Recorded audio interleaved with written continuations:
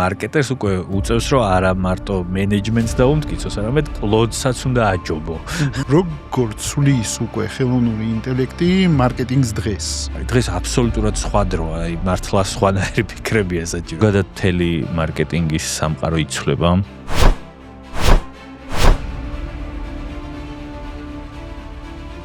რას ხედავ როგორც თავარ გამოწვევას?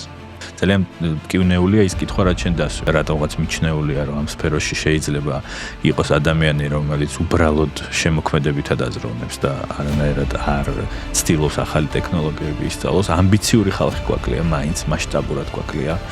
რა დეფინიციას გაუკეთებდი ამ დისციპლინიდან? დეპარტამენტი, რომელსაც შეუძლია სული შესწინოს.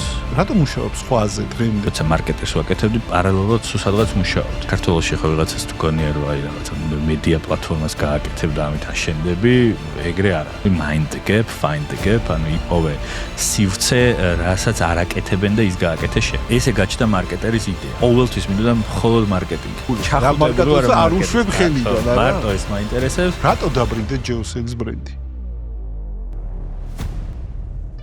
კაცმანის პოდკასტს წარმოგიდგენთ GVG კრწანისი.